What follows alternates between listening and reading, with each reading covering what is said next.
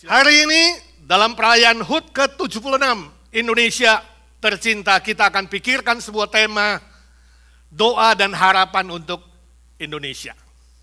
Firman Tuhan diambil dari satu ayat, yaitu 2 Tawarik 7 ayat 14 yang tadi sudah dinyanyikan. Kita membaca bersama-sama. 1, 2, 3. Dan umatku yang atasnya namaku disebut, merendahkan diri, berdoa, dan mencari wajahku, lalu berbalik dari jalan-jalannya yang jahat, maka aku akan mendengar dari sorga dan mengampuni dosa mereka, serta memulihkan negeri mereka. Amin. Sejauh ini pembacaan firman Tuhan, berbahagialah mereka yang membaca, yang mengerti firman Tuhan, dan melakukannya. Memang sungguh bangga dan indah menjadi orang Indonesia. Sebab Indonesia terdiri dari ribuan pulau dengan berbagai macam suku di sana. Berbeda-beda, tadi kita sudah lihat. Tapi kita satu, Bhinneka Tunggal Ika ya. Betul, saudara bangga dengan suku saudara. Saya ingat seorang teman yang sudah dipanggil Tuhan pulang ke rumah Bapa, almarhum Dharma Sadono, mungkin sebagian saudara kenal. Dia pernah menuliskan demikian. Dia bilang kita boleh bangga menjadi orang Indonesia. Khususnya kalau menjadi suku Jawa. Sebab apa? Sebab bahasa Jawa itu lebih kaya dengan perbendaharaan kata dibandingkan dengan bahasa Inggris, termasuk Indonesia secara nasional. Misalnya, kata jatuh bahasa Indonesia, dalam bahasa Inggris fall. Ya, mau jatuh ke depan, jatuh ke belakang, jatuh ke kiri, ke kanan, bagaimana kondisi jatuhnya tetap disebut jatuh. Tapi kalau bahasa Jawa katanya berbeda. Kalau jatuh ke belakang itu namanya nggeblak. Kalau jatuh dari atas, ciblok. Jatuh ke depan, nyungsep. Jatuh terlempar, enjungkel. Jatuh karena tersandung, jelongop. Jatuh terus meluncur, endlosor. Jatuh dari tempat tidur, nggelundung. Jatuh tertidur, kesirep. Jatuh disertai kehilangan kesadaran, semaput. Jatuh gak bangun-bangun lagi, mate. Jatuh tak sengaja, kepleset. Jatuh terguling-guling, keringkelan. Jatuh meluncur tanpa ada penahannya, embrosot. Jatuh miskin, melarat. Jatuh dari lantai 5, modar. Nah saudara, dalam situasi dan kondisi sekarang ini di Indonesia, kita kategorikan sebagai jatuh yang bagaimana? Jatuh miskin, jatuh sakit, jatuh melarat, jatuh yang bagaimana? Sebab itu hari ini kita perlu berdoa untuk Indonesia. Di masa pandemi yang belum berlalu, dengan varian Delta yang mengganas di sana. Kita banyak mendengar berita, ya, ada keluarga, ada family yang harus masuk rumah sakit, yang masuk ICU, sebagian sembuh, sebagian harus meninggal dunia. Sungguh-sungguh sangat menyedihkan. Sungguh-sungguh sangat prihatin. Nah, teks yang kita baca tadi dalam 2 Tawarik pasal 7 itu adalah janji Tuhan kepada Raja Salomo dan kepada seluruh umat Israel yang saat itu mentahbiskan bait suci, bait Allah, dan mereka pesta, mereka pengucapan syukur, berdoa dan menyembah Tuhan. Kemudian Tuhan menyampaikan janjinya bahwa kalau ada bencana, kalau ada badai menerpa, baik itu dalam keluarga mereka, baik itu dalam ladang mereka, dalam pekerjaan mereka, dalam jasmani mereka, ada sakit penyakit, Tuhan berjanji akan memulihkan negeri tersebut. Nah, janji ini saudara hari ini berlaku untuk Indonesia. Itu harapan kita. Bahwa di tengah-tengah badai pandemi yang belum berlalu ini, Tuhan memulihkan Indonesia kita yang tercinta. Memang ada banyak manusia berusaha untuk menyelesaikan masalah ini. Tapi ingat saudara, apapun usahamu, berapapun hebatmu, berapapun pintarmu, kalau tidak mengandalkan Tuhan, usaha manusia pasti sia-sia. Amin. Sebab itu kita akan berdoa supaya Indonesia dipulihkan oleh kuasa Tuhan, oleh kasih Tuhan, oleh pertolongan Tuhan. Nah, dalam ayat yang kita baca tadi, Tuhan memberikan ada 3 syarat supaya bisa mendapatkan pemulihan dan berkat Tuhan. Itu menjadi pokok doa kita. Itu menjadi harapan kita. Di ulang tahun Indonesia yang ke-76 ini. Syarat yang pertama, rendah hati dalam berdoa. Saudaraku, Tuhan Sang Pencipta, Juru Selamat kita menantang orang yang tinggi hati. Menantang orang yang sombong, yang menganggap dirinya pintar. Tapi Tuhan akan memberkati orang yang merendahkan hatinya. Itu syarat pertama. Orang yang merendahkan dirinya, merendahkan hatinya akan ditinggikan, akan dipulihkan. Merendahkan diri di hadapan Tuhan dan bersujud berdoa. Berdoa kepada Tuhan dengan tulus. Dengan jujur, itu rahasia pertama. Nah, suatu kali ada seorang anak, katakanlah namanya Noni, dia usia 5 tahun. Mamanya bilang sama dia, Noni ini sudah jam tidur, ayo tidur. Noni bilang, enggak Ma, masih mau main. Ayo tidur, pokoknya Noni belum mau tidur. Ayo tidur Noni, dan ingat sebelum tidur harus berdoa. Sekarang tutup matamu, ikutin doa Mama. Noni terpaksa ikut, dia tutup mata. Mamanya bilang, Tuhan Yesus, Noni bilang, Tuhan Yesus, terima kasih untuk berkat dan anugerah-Mu. Terima kasih untuk berkat dan anugerah-Mu. Sekarang Noni mau tidur. Enggak kok Tuhan, Mama bohong. Noni belum mau tidur. Mamanya bilang, Noni. Siapa yang benar? Mama apa anak? Doa itu harus lahir dari hati nurani yang paling dalam. Yang jujur, yang tulus, yang sungguh-sungguh. Mengaku bahwa kamu tidak berdaya. Mengaku bahwa kamu membutuhkan pertolongan Tuhan. Mengaku bahwa segala kepunyaanmu, milikmu, kekayaan dan kehebatan itu tidak ada gunanya tanpa Tuhan. Itu doa. Jadi bukan asal bunyi, asbun, bukan.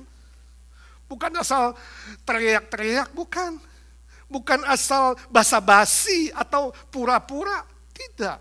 Tuhan tidak akan mendengar doa demikian. Itu sebabnya kita berdoa untuk Indonesia. Supaya setiap rakyat Indonesia di masa pandemi ini merendahkan hati di hadapan Tuhan. Amin. Dan berdoa sungguh-sungguh. Diberi kesadaran dulu. Kesadaran bahwa diri terbatas dan gak mampu. Kemudian rendah hati. Mengakui dosa dan kesalahan yang telah dilakukan. Memperbaiki kelakuan dan kesombongan mereka. Dan sungguh-sungguh datang kepada Tuhan yang maha kudus, yang maha benar, yang maha adil. Indonesia sudah merdeka 76 tahun, saudaraku. Usianya sudah cukup tua kalau umur manusia, betul nggak? 76 itu masa pensiun. 76 itu adalah masa menikmati semua berkat dan anugerah Tuhan. Tapi hari ini Indonesia yang 76 tahun, masih menderita. Belum bisa disebut dengan negara yang maju. Belum. Itu sebabnya Pak Jokowi harus bikin program Indonesia Maju. Sebab apa? Indonesia belum maju. Ini fakta, ini kenyataan. Ya. Lihat Indonesia memiliki begitu banyak kekayaan. Ada emas, ada perak, ada tembaga, ada besi, ada baja, ada minyak, ada beras, ada macam-macam kekayaan alam lain. Kekayaan di dalam laut, kekayaan di darat, banyak sekali. Kayu yang gak habis-habis, banyak sekali. Tapi saudaraku sampai hari ini, Indonesia belum punya industri sendiri yang bisa kita andalkan di dalam dan di luar negeri. 76 tahun merdeka. Belum ada satu industri pun yang bisa kita banggakan. Ya dulu ada Nurtanio, pabrik pesawat terbang, tapi hari ini nggak tahu terbang kemana. Dulu ada pabrik mobil Timor, tapi nggak tahu sekarang melayang ke timur atau ke barat, nggak ketemu. Kita punya minyak, punya beras, punya jagung, punya hasil bumi yang berlimpah, tapi sampai hari ini masih impor dari luar negeri.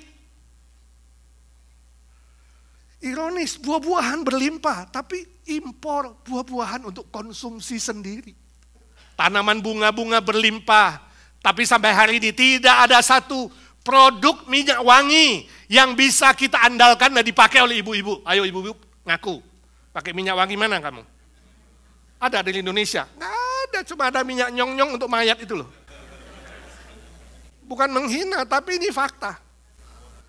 Nggak ada sebuah industri yang bisa kita andalkan hari ini dan kita bangga. Aku dari Indonesia, ini industri kami. Silakan pakai, nggak ada.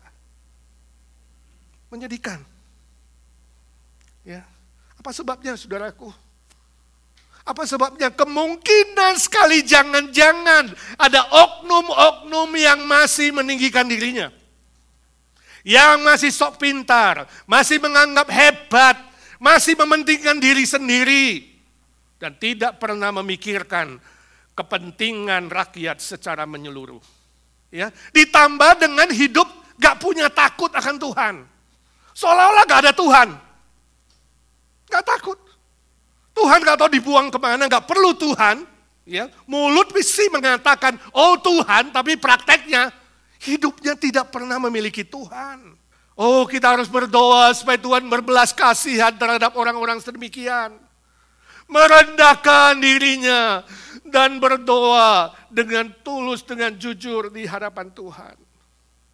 Syarat kedua, beriman kepada Tuhan. Istilah mencari wajah Tuhan dalam ayat tadi, mencari wajah Tuhan adalah sebuah tindakan nyata untuk beriman kepada Tuhan, Sang Pencipta, Sang Pemelihara, Sang Penyelamat. Itu mencari wajah Tuhan. Sebab hanya Tuhan yang mampu menyelamatkan, memulihkan, memelihara, dan memberkati. Bagi orang yang memiliki mata iman, bukan mata ini, mata iman, akan mendapat anugerah keselamatan. Akan mendapatkan berkat dan anugerah Tuhan yang berlimpah dan berkat-berkat lainnya. Saya ingat waktu Jason, anakku yang paling kecil berusia 5 tahun. Ya, saya pernah ajak mereka, dia dan kedua kokonya, bermain sebuah permainan yang disebut dengan jalan dengan mata tertutup. Jadi mata Jason ditutup, lalu dia harus berjalan mengikuti suara ayahnya, menuju kepada tujuan yang ditentukan. Nah, kedua kokonya, Gaby dan Michael itu, mereka ibarat si iblis yang menyelewengkan dia supaya gak nyampe. Ini namanya permainan mata tertutup. Ya, gak gampang. Pelajaran ini mengajarkan kita bahwa berjalan dengan mata buta, berjalan dengan mata tertutup itu sangat-sangat sulit. Kita berjalan dalam kegelapan, kita tidak melihat masa depan. Kita tidak tahu harus berarah kemana, tujuan kemana. Kalau tidak ada suara Tuhan, suara firman Tuhan yang membimbing, kita akan fail.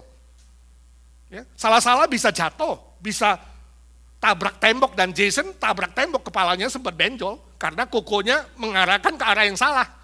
Dengar suara kokonya. Tapi indahnya waktu dia tertabrak tembok, daddy-nya langsung peluk dia. Hah?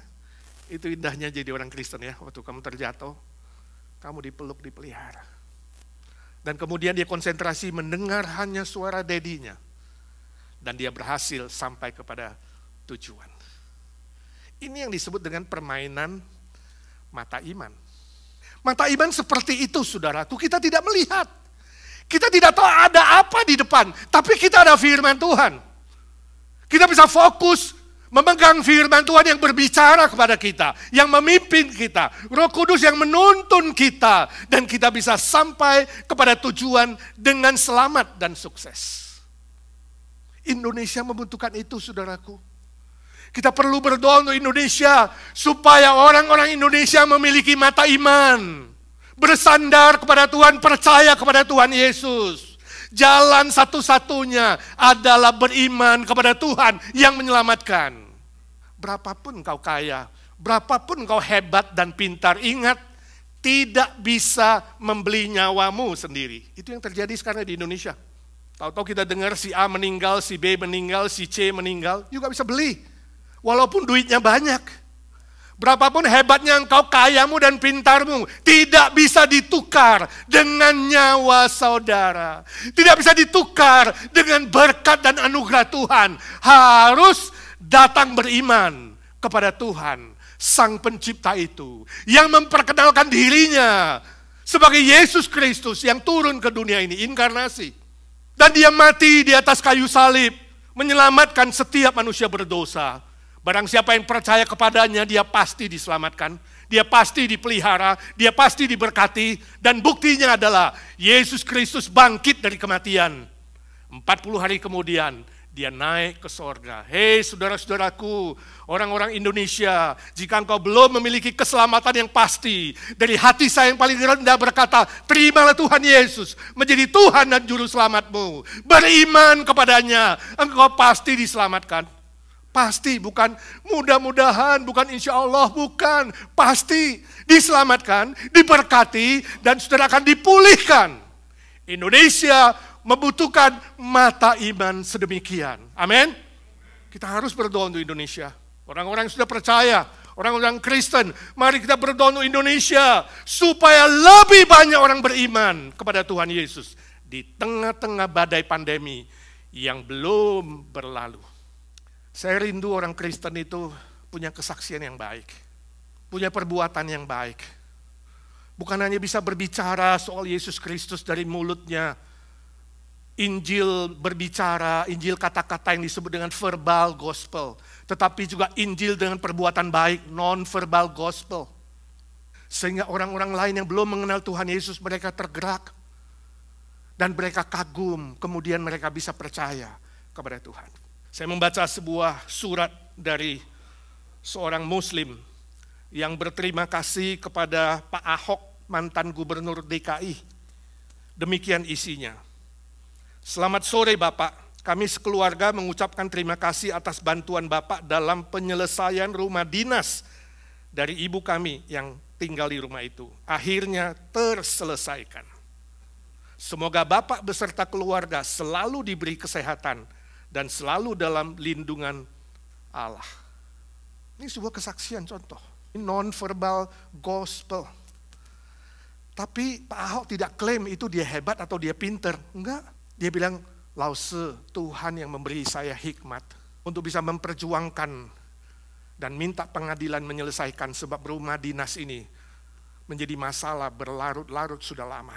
Dan puji Tuhan bisa selesai tuntas. Kita perlu berdoa supaya di Indonesia orang-orang Kristen bangkit dan melakukan perbuatan yang baik dan nyata. Punya kesaksian yang baik untuk semua, khususnya mereka yang belum mengenal Tuhan. Baru kemudian kita ceritakan Injil, verbal gospel, Tuhan Yesus yang menyelamatkan. Amin. Yang ketiga, syarat terakhir, berbalik dari jalan-jalan yang jahat. Istilah berbalik artinya bertobat dan berputar 180 derajat. Kalau tadi menuju kebinasaan, sekarang menuju kepada keselamatan. Kalau tadi berbuat jahat, sekarang berbuat yang baik. Kalau tadi melakukan hal-hal yang buruk, yang memalukan nama Tuhan, sekarang melakukan hal-hal kebenaran sesuai dengan firman Tuhan. Itu namanya berbalik, bertobat. Sebab bertobat itu adalah berubah arah 180 derajat. Itu permintaan Tuhan. Jika kamu berbalik daripada jalan-jalanmu yang jahat, aku akan mendengar dari sorga. Aku akan memulihkan negeri ini. Oh, secara nasional, negara kita akan dipulihkan kalau berbalik kepada Tuhan. Saya baca indeks persepsi korupsi, IPK. IPK itu skalanya, angkanya 0 sampai 100. Kalau 0 itu sangat korupsi. Kalau 100 itu sangat bersih. Jadi itu dari sangat korupsi sampai sangat bersih. Nah, saudara tahu Indonesia ya tahun 2020 tahun lalu itu angkanya berapa? 37. Jadi cukup kotor ya, 37 ya. Karena 50 baru setengah. Dan 37 ini adalah mundur, bukan maju. Sebab 2019 itu adalah 41. Jadi melorot. Artinya makin kotor. Makin korupsi. 2019 peringkat kita itu adalah peringkat dunia ya. Negara yang angka korupsinya kalau seluruh dunia diukur, Indonesia itu 2019 peringkat 80. Sekarang melorot turun peringkat 102. Saya nggak tahu, semoga 2021 nggak makin melorot. Tapi saudara, statistik ini beritahu kita apa? Selama ada pandemi di Indonesia, mulai 2019 sampai 2020, Indonesia bukan membaik. Indonesia semakin buruk, semakin kotor. Pejabat-pejabat dan oknum-oknum semakin jahat, semakin memikirkan diri sendiri. Ini yang terjadi. Sehingga IPK-nya melorot. Ini fakta yang harus kita terima, saudaraku. Ini Indonesia. Oh, saudaraku, tidak cukupkah penderitaan kita di 2019? Lalu 20 haruskah lebih menderita? Tidak cukupkah penderitaan di 2020? Sehingga 2021 kita harus lebih menderita, saudaraku. Ini Indonesia. Kita bisa berdoa dan menangis untuk Indonesia. Ini kondisi kita di Indonesia. Merdeka 76 tahun, saudaraku. Memburuk. Ini ibarat tadi ayat pembimbing di dalam 1 Petrus 2 ayat 16 berkata, hiduplah sebagai orang-orang merdeka. Jangan cuma teriak, merdeka, merdeka. Tapi tidak ada perubahan. Ya. Bukan seperti mereka yang menyalahgunakan kemerdekaan itu untuk menutupi, menyelubungi kejahatan-kejahatan mereka. Tetapi hiduplah sebagai hamba Allah yang takut akan Tuhan. Itu menjadi doa kita, saudaraku. Ya, kita perlu doa untuk Indonesia secara serius. Untuk pejabat-pejabat, untuk oknum-oknum yang masih menyelubungi kejahatan-kejahatan mereka. Yang berbuat jahat. Supaya mereka segera bertobat. Supaya mereka berubah, berbalik 180 derajat. Sebab apa, saudaraku, jika tidak bertobat, tidak mustahil Indonesia akan semakin menderita di masa yang akan datang. Sebab firman Tuhan tidak pernah salah. Saya baca berita tentang Presiden Jokowi yang meresmikan rumah sakit modular Pertamina di Tanjung Duren baru-baru ini, tanggal 8 Agustus. Ya, minggu lalu, baru seminggu. Rupanya itu adalah karya Ahok dan timnya. Dia sebagai komisaris utama di sana. Di tengah-tengah pandemi yang mengganas, Pertamina membangun rumah sakit modular yang jauh lebih besar dari rumah sakit Pertamina di Simpruk. Dikebut, saudaraku, super cepat. Gak sampai sebulan, dimulai 9 Juli, selesai, diresmikan 6 Agustus, sebelum kemerdekaan. Jokowi mengapresiasi ya, karya seperti ini dari Pertamina dan kawan-kawan. Banyak pihak yang mengapresiasi. Dibangun di atas tanah yang luas 4,2 hektar, memiliki fasilitas lengkap dengan standar WHO. Memiliki tempat tidur 305 pasien. 2/3-nya untuk ICU khusus, dibangun untuk menolong pasien-pasien yang kena COVID-19. Di tengah-tengah pandemi seperti ini, karya Ahok dan kawan-kawan mendapat apresiasi dari banyak pihak. Termasuk salah satu yang saya baca, si Denny Siregar, saudara pasti tahu, ya, penulis medsos yang sangat berpengaruh. Dia bilang Ahok adalah orang yang bekerja, ditempatkan dimanapun, Dia tetap giat bekerja dan menjadi berkat, menjadi manfaat, ada gunanya.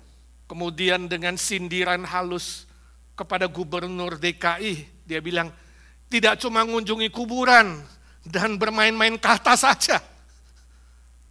Baca berita itu kemudian saya apresiasi Ahok. Saya bilang, bagus, karya yang baik, memikirkan kesejahteraan rakyat. Dengan rendah hati, dia bilang begini, Lause, bukan saya juga. Tugas saya adalah lakukan transparansi dan lelang jabatan. Atau yang disebut dengan internal job posting. Jadi kita buka kesempatan seluas-luasnya untuk semua bawahan, semua orang. Supaya mereka berkarya, supaya mereka itu rajin, supaya tekun, supaya mereka mencapai karya tertentu dan nanti dapat jabatan tertentu. Jadi istilahnya ada reward, ada punishment. Kamu rajin, kamu tekun, kamu sukses, kamu dapat jabatan yang baik. Ya, kamu dapat reward. Tapi kalau tidak, ada punishment-nya, ada hukumannya, ada resikonya, ada akibatnya. Itu yang saya lakukan, dia bilang, supaya keadilan kepada semua orang tercapai. Meratakan kesempatan untuk meningkatkan jabatannya, posisinya. Jadi tidak main pungli, tidak main kotor, tidak main sogok menyogok, tidak main koneksi. Semua bersih, transparan. Dan hasilnya ada banyak orang-orang yang baik bermunculan ke permukaan. Ini sebuah kesaksian, saudaraku, ini sebuah contoh. Ya, kita perlu doakan Indonesia agar ke depan nanti ada lebih banyak pejabat-pejabat yang sungguh-sungguh bermutu, naik ke permukaan.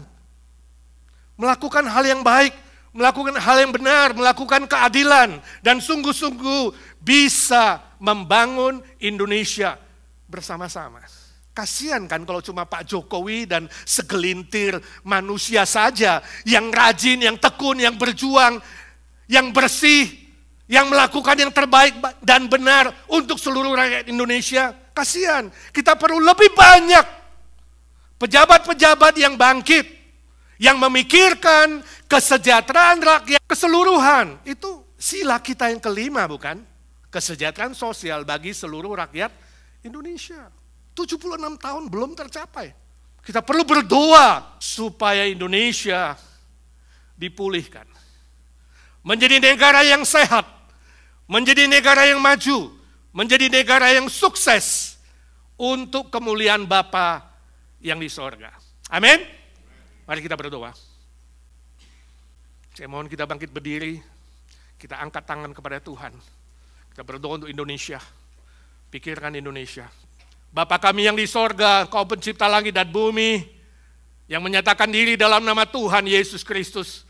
Kami datang ke hadirat-Mu saat ini bersama-sama, berdoa dalam nama Tuhan Yesus. Mohon Kau pulihkan negara kami yang tercinta, Indonesia. Sembuhkan yang sakit, Tuhan berkati Indonesia, supaya sungguh-sungguh seluruh rakyat Indonesia boleh merendahkan diri di hadapan Tuhan dan berdoa dengan tulus, jujur, dan pengakuan yang benar. Kami berdoa Indonesia, supaya sungguh-sungguh ada mata iman untuk percaya kepada Tuhan Yesus sebagai satu-satunya penyelamat, penolong, dan pemelihara. Kami berdoa untuk Indonesia, ya Tuhan, berikan hati yang bertobat, khususnya pejabat-pejabat yang masih memikirkan kepentingan diri, kepentingan partai dan kelompok. Kami berdoa dalam nama Tuhan Yesus. Berilah hati yang bertobat dan takut akan Tuhan, berbalik dari jalan-jalan yang jahat. Juga oknum-oknum lain yang mencari kesempatan untuk memakai kemerdekaan ini bagi kepentingan pribadi. Kami minta dalam nama Tuhan Yesus, berilah mereka pertobatan, ya Tuhan. Kami menyerahkan seluruh rakyat Indonesia, mulai dari Sabang sampai Merauke, di dalam tangan kuasa-Mu. Berbelas kasihanlah Tuhan. Dengarkan doa kami. Dalam nama Tuhan Yesus Kristus, Tuhan segala Tuhan, Allah segala Allah. Kami berdoa dan memohon berkat Tuhan. Amin.